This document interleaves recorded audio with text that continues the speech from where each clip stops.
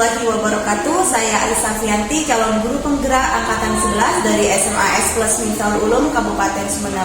Video kali ini adalah video demonstrasi kontekstual modul 3.1, yaitu wawancara dengan kepala sekolah terkait pengambilan keputusan. Kali ini saya bersama kepala sekolah SMA S Plus Miftahul Ulum, Ibu Rumzil Asisa MPDI. Kita mulai saja. Oke. Assalamualaikum, Neng Rumzil, apa kabar? Waalaikumsalam warahmatullahi wabarakatuh. Salam sehat, Bu Aisyah. Mohon maaf sebelumnya, ini agak mengganggu waktunya karena tugas saya. Tidak apa-apa. Ini ada tugas wawancara dengan kepala sekolah terkait dalam mengambil keputusan. Oke. Iya. Kita langsung saja. Boleh. Selama ini dalam memimpin suatu lembaga, pernah nggak mengambil keputusan itu dalam situasi dilema ini? Tentu. Pernah ya? Iya. Oke, kalau boleh tahu kasus yang mana nih? Kasusnya Ibu. Langsung ditembak. Sebagai tambahan tugas, yaitu mengikuti kegiatan calon guru penggerak. Gimana nih? Keputusannya apa akhirnya yang diambil sama Neng Rumzil? Keputusannya yaitu guru yang mengikuti CGP tetap melanjutkan kegiatan di kelas CGP. Oke. Kurang lebih 6 bulan ini. Iya. Yang memerlukan tenaga, waktu, dan dukungan dari semua pihak ya selama 6 bulan ini. Oke, menurut Neng sendiri, ini termasuk dilema etika atau bujukan moral? Dilema etika. Dilema etika. Karena niat awalnya dari kepala sekolah yang menginginkan gurunya meningkatkan kompetensinya dengan cara mengikuti seminar dan lain sebagainya. Dan alhamdulillah ternyata 2 guru kita terpilih dan lolos sebagai calon guru penggerak. Oke. Yang menjadi dilemanya oleh ibu kepala sekolah apa nih? Yang menjadi dilemanya adalah bahwa 2 amanah. Yang pertama sebagai pengajar, yang kedua sebagai anggota CGP. Dua-duanya ini tentunya menyita waktu, pikiran, tenaga bagi 2 guru ini. Iya, tapi keputusannya kepala sekolah memperbolehkan guru ini untuk mengikuti pelatihan CGP gitu. Iya, betul. Ya, tentunya diperbolehkan karena secara tidak langsung benefitnya akan kita rasakan nanti. Ya, kita bersusahnya bersama-sama sekarang. Jangka pendeknya kita susah bersama-sama, tapi semoga nanti untuk jangka panjangnya hal baik bisa kita tulangkan. Ya, kalau sekarang kan hal baiknya masih diterima oleh 2 guru ini. Nanti jangka panjangnya tidak hanya diterima oleh 2 guru ini, tapi semua warga sekolah. Dan itu sudah nyata. Oke, luar biasa sekali. Oke, dari yang sudah diambil keputusannya nih, apa nilai kebajikan yang ada? Nilai kebajikannya tentunya kompetensi guru tersebut bertambah. Yang kedua, semangatnya menular. Iya, belum selesai CGP-nya, semangatnya sudah menular kemana-mana. Menular ke siswanya lewat pembelajaran yang asyik dan menyenangkan, kepada temannya ketika tidak tahu untuk menyelesaikan ini. Nah, 2 guru ini bisa dijadikan sumber rujukan. Iya. Dan kepada kepala sekolahnya tentunya, karena merasa senang mendapatkan guru yang semangat dan ikut serta dalam kegiatan-kegiatan CGP. Jadi manfaatnya ini untuk jangka panjang ya pastinya ya Nenya, yang diterima oleh sekolah. Ini yang bisa dirasakan oleh sekolah. Iya, kemudian langkah-langkah apa nih untuk mengambil keputusan? Langkah-langkah yang saya lakukan, pertama saya baca situasi. Ketika 2 guru mendapatkan amanah sebagai CGP, saya lihat situasi mulai agak berubah. Kegiatan pembelajaran di kelas sudah tidak optimal. Akhirnya tantangannya siswa terlambat. Yang biasanya pada semester ini sudah masuk ke bab berapa, kadang ada beberapa materi yang belum selesai, Tercecer gitu ya. dan itu berbeda. Padahal kelas 10 itu ada 5 kelas, itu berbeda antara satu ruangan dengan ruangan yang lain. Oke, apalagi nih selain membaca situasi, apalagi langkah-langkahnya? Akhirnya setelah saya rumuskan, setelah saya tahu permasalahannya, akhirnya melakukan aksi, memanggil guru bersangkutan, berkomunikasi secara terbuka bahwa situasi pembelajaran di dalam kelas tidak kondusif atau tidak optimal. Akhirnya kita bersama sampai menemukan keputusan bersama yang tentunya mengenakan ya, karena ini dilema, pasti guru sudah benar dan kepala sekolah yang melihat juga bertanggung jawab pada sekolah juga punya tujuan yang benar. Oke, keputusannya apa nih? Keputusannya guru tetap boleh melaksanakan diklat yang 6 bulan asalkan pembelajaran di dalam kelas bisa disiasati. Jadi boleh nih ya, guru diperbolehkan melanjutkan kegiatan CGP asal bisa mengkondisikan kelasnya, begitu ya. Betul. Artinya tidak ditinggal. Ya. Kalaupun ada ditinggal, ada tugas ataupun guru piket. Oke, siap, luar biasa sekali. Terima kasih Gurunya banyak. yang hebat. Oke, pertanyaan selanjutnya nih. Hal-hal apa saja yang dianggap efektif dalam mengambil suatu keputusan? Yang dianggap efektif adalah komunikasi dan keterbukaan, ya, jujur. Kalau dua hal itu dijalankan, apapun amanahnya, insya Allah tidak akan berat dan pasti akan menemukan solusinya. Jadi komunikasi dan saling terbuka begitu ya. Jujur mengatakan kondisinya seperti apa begitu ya.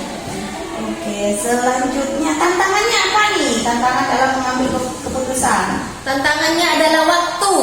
Tuh, Karena amanah yang dijalankan tidak cuma satu, otomatis akan terbatas dengan waktu. oke, siap. Jadi memang harus butuh waktu ya. Nanti komunikasinya kapan kayak gitu. Begitu maksudnya ya, Nia? Iya, menyesuaikan karena guru yang dapat amanah CGP ini kan kegiatannya sudah terjadwal. Iya, dari sekolah terjadwal, dari diklatnya terjadwal. Jadi masalahnya di waktu gitu ya. Iya. Untuk mau bertemu bersama itu agak susah gitu ya. Oke, selanjutnya boleh tanya nih, mungkin ada tantangan lain nggak selain waktu? Tantangan lain yaitu saling memahami. Saling mengerti gitu ya.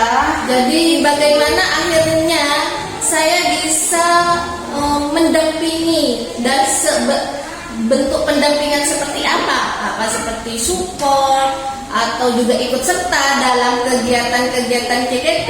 Luar biasa, selalu mendukung ya. Iya. Oke, Kan sudah jadi keputusan bersama. iya betul. Oke, mungkin ada terjadwal nggak dalam mengambil keputusan ini? Apakah sudah dijadwalkan atau adakah tempat tertentu begitu? Kalau kasus yang CGP ini otomatis insidental karena kegiatan ini kan tidak mesti akan terjadi tiap tahun. Jadi bisa langsung diselesaikan di saat itu juga begitu ya? Iya, betul. Oke, kemudian faktor-faktor apa nih yang membantu Neng sebagai kepala sekolah dalam mengambil keputusan? Yang mempermudah saya adalah yang pertama dari pengelola, yang kedua dari pengasuh, yang ketiga dari guru. Oke, pengelola ininya apa? Kalau pengelola artinya terutama wakakurikulum harus mengetahui bahwa ada guru yang mengikuti kegiatan CGP dan membantu saya untuk bisa memberikan guru piket, atau mencari solusi yang terbaik lah untuk membantu dua kegiatan ini bisa berjalan dengan baik dan maksimal. Dua-duanya bisa berjalan gitu ya. Betul. Oke, kalau pengasuh? Kalau pengasuh kita kembalikan lagi bahwa niat baik pengasuh untuk mendirikan pondok pesantren ataupun sekolah SMAS Plus ini tidak lain adalah untuk mengakomodir kebutuhan siswa menghadapi era pada zamannya, iya. Jadi bukan zamannya dulu, tapi kita harus memperupgrade diri menjadi memiliki ilmu dan skill untuk zamannya anak-anak. Ini juga butuh dukungan juga ya dari pengasuh. Kalau guru bagaimana? Kalau guru otomatis dukungannya adalah support system. Jadi kalau memang guru CGP ini tidak ada di tempat, maka guru seru pun bisa membantu mengkondisikan kelas. Ini sesuai dengan hasil keputusan yang sudah dibuat oleh kepala sekolah ya. Iya. Di mana keputusannya tadi saya perkuat lagi, guru CGP boleh ikut asal kelas yang ditinggalkan tetap dalam kondisinya gitu ya, dalam tetap kondisi optimal. Makanya kalau misalnya CGP lagi ada kegiatan, guru yang lain juga membantu begitu. Ikut membantu. Apalagi guru tersebut punya tanggung jawab sebagai guru piket. Oke, siap. Pertanyaan yang terakhir nih, dari semua yang sudah kita bicarakan nih, pembelajaran apa yang dapat Neng petik? Pembelajaran yang bisa saya petik adalah proses.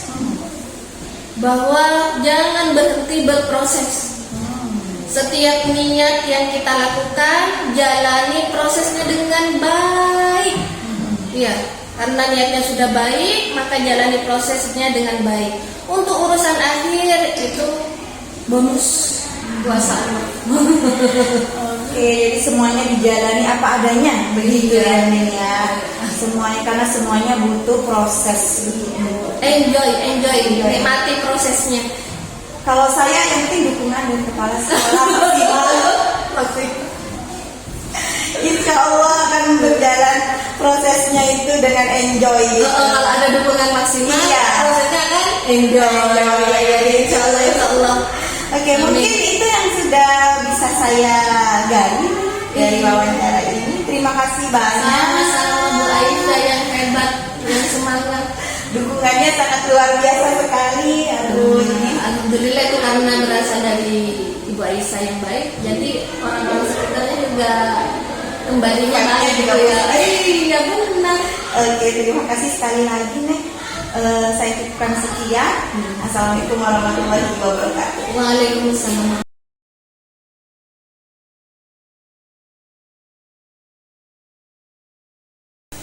Assalamualaikum warahmatullahi wabarakatuh. Saya Aisyah Fianti dari SMAS Plus Miftahul Ulum, calon guru penggerak angkatan 11 dari Kabupaten Sumeneb.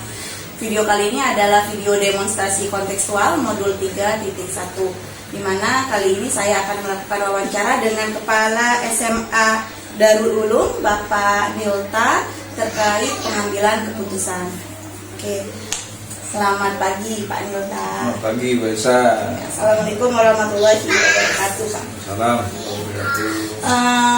Ini saya ada tugas nih Pak.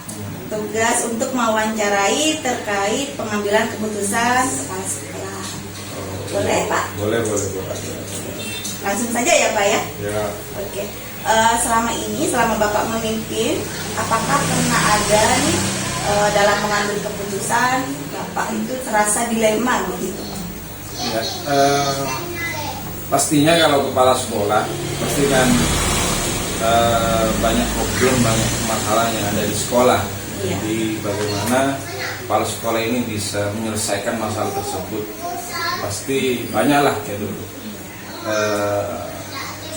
Jadi langsungan apa permasalahannya? Boleh kalau misalnya ada apa gitu?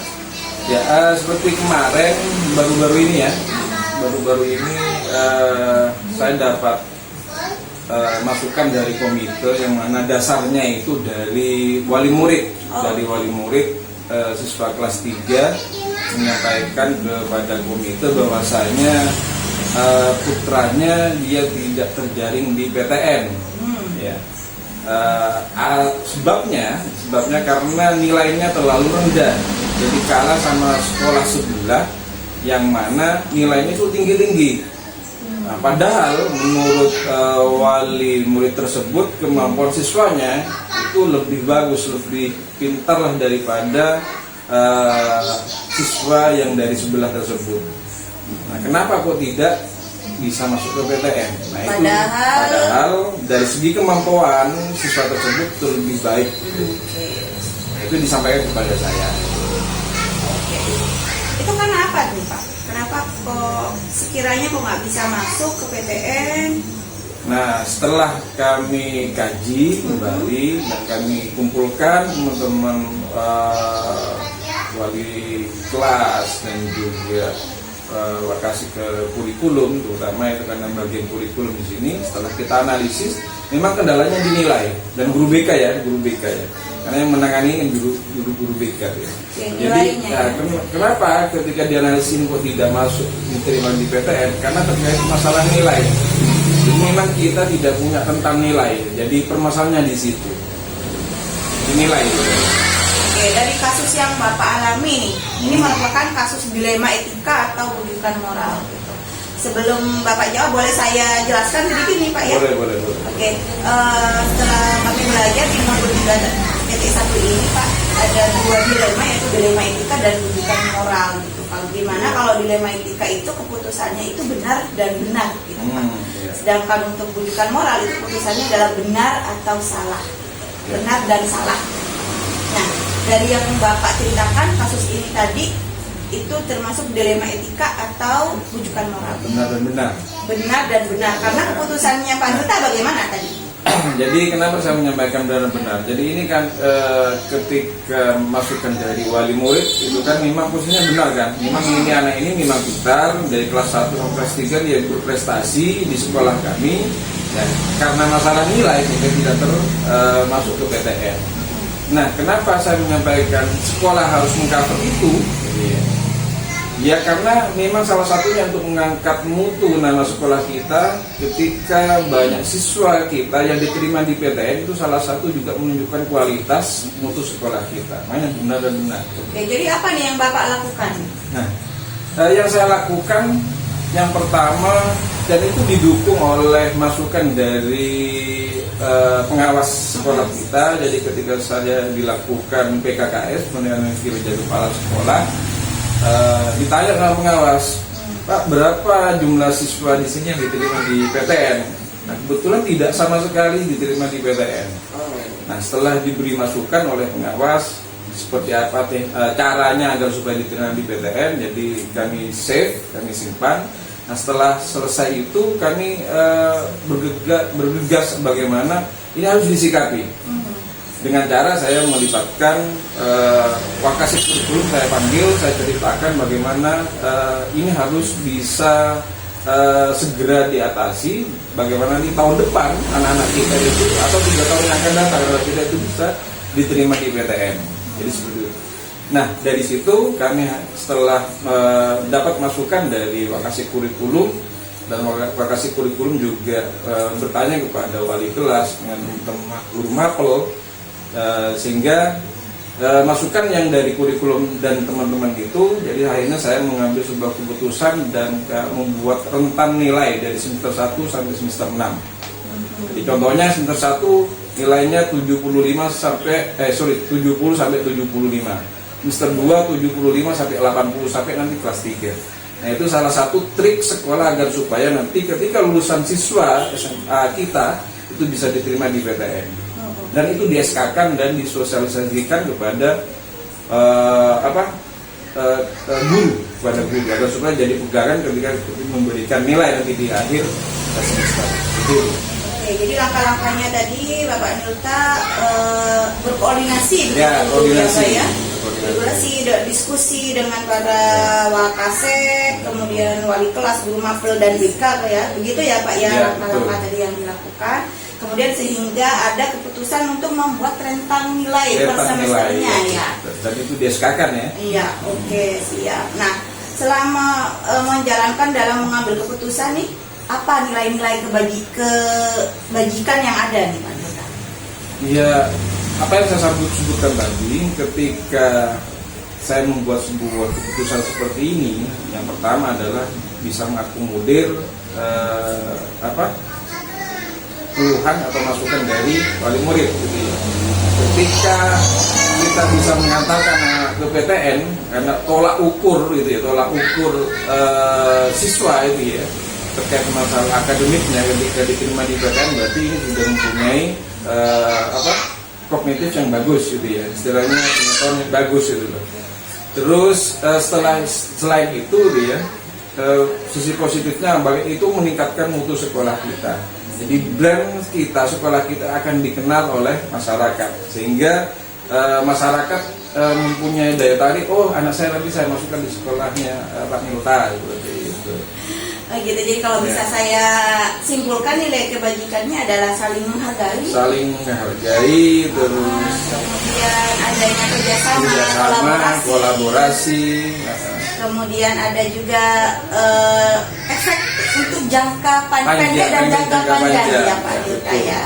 Oke, siap nih. Kemudian pertanyaannya lagi nih Pak Duta, hal-hal apa saja yang selama ini dianggap efektif dalam mengambil suatu keputusan? Ya, tadi saya sampaikan, jadi koordinasi itu penting. Koordinasi terus meminta masukan, saran kepada teman-teman guru, terus ada kaitannya dengan permasalahan itu, seperti BK kita minta pendapat, terus guru-guru kita minta pendapat, sehingga nanti ketika saya membuat sebuah kebijakan jadi tidak salah. Walaupun memang banyak komplain dari teman-teman guru, karena di sini mohon maaf, walaupun sekolah kecil, tapi guru-guru ketika memberikan nilai ya sesuai dengan kemampuan dari siswa. Gitu. Jadi beda dengan sekolah-sekolah yang lain mungkin. Ya. Mungkin sekolah-sekolah lain kan istilahnya ketika memberikan nilai, jadi melihat dari berbagai sisi, dalam artian, oh nanti ini anaknya nanti dikatrol aja lah gitu loh, biar bagus. Berarti gitu. Itu merupakan suatu tantangan ya, dalam mengambil keputusannya ya. Benar. Karena ya ketika istilahnya saya menyampaikan sosialisasikan SK ini kepada teman-teman guru, sebenarnya banyak juga teman-teman guru yang istilahnya yang protes gitu, yang protes.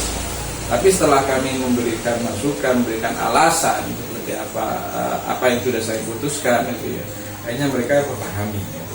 Oke, jadi hal yang efektif memang adanya selalu melibatkan semua warga sekolah dan memberikan penjelasan alasan kenapa mengambil keputusan ini. Oke, siap. Walaupun tantangannya itu ada protes dari sana sini ya, pastinya Pak Duta ya. Pro dan kontra ya, betul. Oke. Ya. Mungkin ada jadwal tertentu nih dalam menyelesaikan suatu kasus Pak Duta. Ya, kalau kasus-kasus seperti itu ya fleksibel lah, dalam artian ketika ada masalah ya kita harus sikapi dan secepat mungkin harus selesai. Jadi seperti saya biasanya ketika ada masalah itu ya saya punya target, oh ini kemungkinan 3 hari sudah selesai, 1 minggu sudah selesai. Jadi saya berupaya selama 3 hari itu harus selesai, karena banyak kan masalah atau pekerjaan yang dilakukan kepala sekolah itu. Jadi Pak Yul tadi tipe orang yang cepat tanggap gitu ya Pak? Ya, jadi dia soalnya pekerjaan banyak kan, bukan hanya masalah itu. Ya. Luar biasa sekali ini Pak Yul dalam menyikapi suatu keputusan. Oke, terus ini nih yang saya tanyakan lagi nih Pak Nuta, faktor-faktor yang mempermudah atau membantu Pak Nuta dalam mengambil keputusan. Ya, data itu, ketika kurikulum dari data meminta informasi kepada teman-teman guru, itu sangat mempermudah sekali ketika saya mengambil keputusan, dan saya yakin mengambil keputusan ini. Jadi bantuan kerjasama, kolaborasi ya, itu yang membantu selama ini ya Pak. Oke.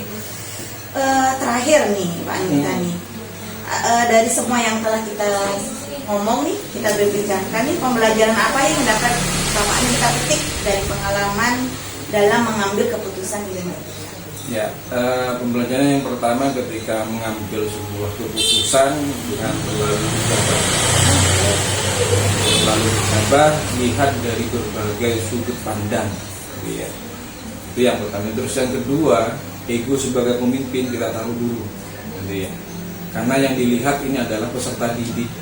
Jadi kita impian dari peserta didik itu yang kita harus lakukan. Terus bagaimana kepercayaan masyarakat yang sudah diberikan kepada sekolah itu yang harus kita jaga. Mungkin itu dua, ketika itu kita jalankan, insya Allah ketika mengambil keputusan, ketika memimpin sekolah atau lembaga, insya Allah berjalan dengan lancar. Oke, jadi semua dari sudut pandang kita Ya, lihat dulu ya Pak Ya, Duta, jangan langsung tek gitu ya Pak Duta ya. Ego dulu kita tahu. Iya. Gitu ya. Jadi harus banyak pertimbangan Banyak gitu. pertimbangan. Oke, luar biasa sekali Pak Duta. Oke, mungkin cukup Pak Duta. Cukup ya. Iya, terima kasih banyak. Mohon maaf mengganggu waktunya ini Pak Duta. Ya mohon maaf juga Bu Esa karena ini baru terrealisasi ya. Iya, Kita iya, ngatur iya, jadwal udah berapa kali tuh ya. Iya, betul. Iya. Terima kasih sekali lagi. Assalamualaikum warahmatullahi wabarakatuh. Assalamualaikum warahmatullahi wabarakatuh.